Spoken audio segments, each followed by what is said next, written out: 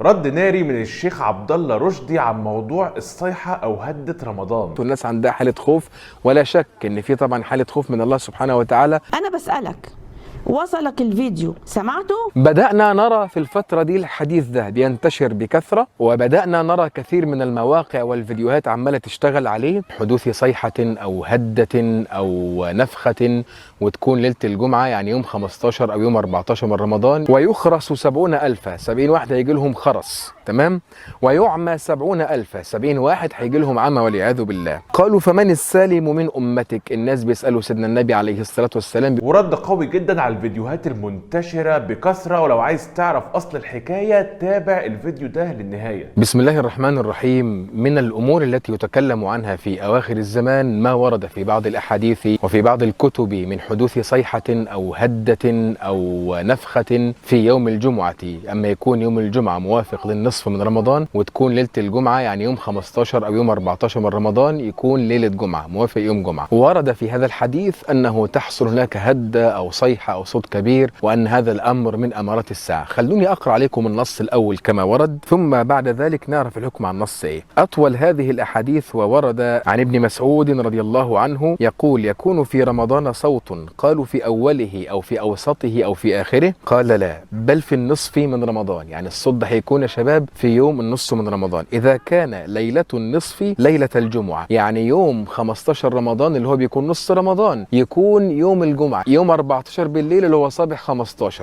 يعني يكون 14 وصباح 15 ده يكون يوم جمعة. خدت بالكم؟ هي دي الليلة اللي بيتكلموا عليها. يقول لك إذا كان ليلة النصف ليلة الجمعة يكون صوت من السماء يصعق له 70,000، يعني 70,000 واحد هيجي لهم صعقة، ويخرس 70,000، 70 واحد هيجي لهم خرس، تمام؟ ويعمى 70,000، 70 واحد هيجي لهم عمى والعياذ بالله، ويصم 70,000، و70,000 تانيين هيجي لهم صمم في آذانهم. قالوا فمن السالم من أمتك؟ الناس بيسألوا سيدنا النبي عليه الصلاة والسلام، بيقولوا من الذي سيسلم من هذه الهدة ولا هذا الصوت؟ قال من لزم بيته واعتصم وتعوذ بالسجود وجهر بالتكبير لله، ثم يتبعه صوت آخر. بعد الصوت الأولاني اللي احنا قلنا عنه ده في صوت تاني بقى، والصوت الأول صوت جبريل. الصوت اللي فات اللي احنا قلناه من شوية ده صوت جبريل، والثاني صوت الشيطان، الصوت الثاني بقى صوت الشيطان. فالصوت في رمضان، والمعمعة في شوال، وتميز القبائل في ذي القعدة، ويغار على الحجاج في ذي الحجة، وفي المحرم. وما المحرم؟ يعني ما أدراك ما المحرم، هيحصل فيه مصيبة. أوله بلاء على أمتي، يعني أول شهر محرم بلاء على الأمة، وآخره فرح لأمتي، وآخره هيكون ربنا هيكرم فيه الناس. المهم يعني الحديث بيتكلم عن بعض الحاجات في آخر الزمان التي سيراها الناس. طيب، بدأنا نرى في الفترة دي الحديث ده بينتشر بكثرة، وبدأنا نرى كثير من المواقع والفيديوهات عمالة تشتغل عليه بخصوص طبعا اللي احنا عايشينه، وان الناس قاعدين في البيوت والناس عندها حالة خوف، ولا شك ان في طبعا حالة خوف من الله سبحانه وتعالى تسيطر على القلوب وعلى الناس حينما تنزل البلايا العظام او الامور الثقيلة. دي عادة الطبع، طبع الانسان البشري. ربنا سبحانه وتعالى قال، ودي مش غريبة على فكرة، ربنا قال فاذا ركبوا في الفلك دعوا الله مخلصين له الدين فلما نجاهم من البر اذا هم يشركون. فالناس دلوقتي النهارده قاعدين في البيوت فاضيين، العالم كله قاعد ساكت، فكله عمال يدور بقى على احاديث يوم القيامه وما قبلها. فمن ضمنها هذا الحديث اللي عايز اقوله لحضراتكم، ان هذا الحديث حكم الائمه عليه بالضعف الشديد والوضع، يعني هو ليس حديثا صحيحا ولا يثبت عن رسول الله صلى الله عليه وآله وسلم، وإن زعم بعض الناس أنه يثبت، لكنه ليس صحيحا بالمرة ولا ينبغي التعويل عليه. أنا عايز أقول لحضراتكم أمارات الساعة، علامات الساعة الصغرى معروفة، علامات الساعة الكبرى معروفة. العلامات الصغرى ظهر منها الكثير، العلامات الكبرى لسه لم يظهر منها ولا علامة.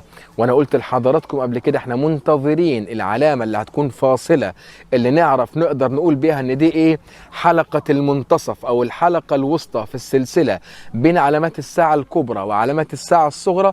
هذه الحلقة هي ظهور المهدي عليه السلام. اذا ظهر المهدي عليه السلام اعرف ان انت كده حضرتك بدأت في بدايات النهايات، يعني اعرف ان ايه بداية علامات الساعة الكبرى خلاص على وشك، لان المهدي اما بيظهر فالناس بتبيعوا عند الكعبة. خلي بال حضراتكم، ولذلك هدم الكعبة كما ورد في احاديث النبي صلى الله عليه وسلم ده مش هيكون قبل المهدي، ده بعد المهدي. يعني لسه بعد المهدي زي ما احنا قلنا قبل كده الكعبة هتهدم ويستخرج الكنز الذي تحتها. وفي سؤال جالي في قبل كده على اليوتيوب من ضمن الناس اللي شافوا الفيديو اللي فات، قالوا لي هي الكعبة تحتها كنز؟ تحتها كنز، الكعبة تحتها كنز. وسيدنا النبي عليه الصلاة والسلام كان بيتكلم مرة مع إحدى زوجاته فقال لولا أن قومك، أظنها السيدة عائشة، قال لولا أن قومك حديث عهد بكفر، يعني لولا أن الناس لسه داخلين الإسلام جديد لنقضت الكعبة، يعني هديت الكعبة وجعلتها على قواعد إبراهيم، لأن الكعبة النهاردة لما هي مبنية حاليا بس ناقصة، يعني دي مش الكعبة الكاملة. الكعبة الكاملة شايفين الحتة اللي هي عاملة زي الحرف اليودي كده قدام الكعبة، دي كل قواعد الكعبة التي رفعت وبنيت عليها. فلما حصل وقصرت النفقة بقريش في مكة فما قدروش يبنوها كلها، فاقتصروا على البناء اللي موجود النهارده ده وتوارثه المسلمون. فسيدنا النبي عليه الصلاة والسلام كان عايز يهدي الكعبة ويبنيها على البناء الكامل، القواعد الكاملة، ويطلع الكنز اللي تحتيها ويبيعه وينفقه في سبيل الله. لكن ما الذي منعه لذلك؟ أن الكعبة حتى وهي مبنية على هذا البناء المنتقص حتى كان لها تعظيم في نفوسهم قبل الإسلام، فقال إن الأمر ده هيكون شديد على قومك لن يتحملوا، لذلك لم يقم به النبي صلى الله عليه وآله وسلم.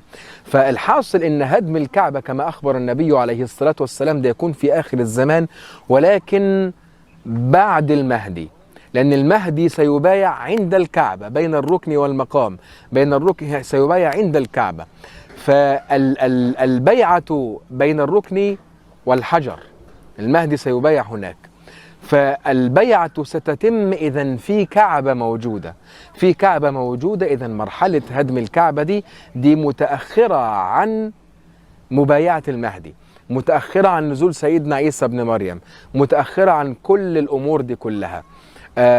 أنا مش عايز، دايما بحب إن الفيديو ما يطولش عليكم عن 10 دقايق، مش عارف إحنا جبنا 10 دقايق دلوقتي ولا لأ، بس أظن لسه ما كملناهمش، فمعانا تقريبا لسه 3 دقايق، فممكن نتكلم ونوضح فيهم القضية دي، الأسئلة اللي جت فيها كتير.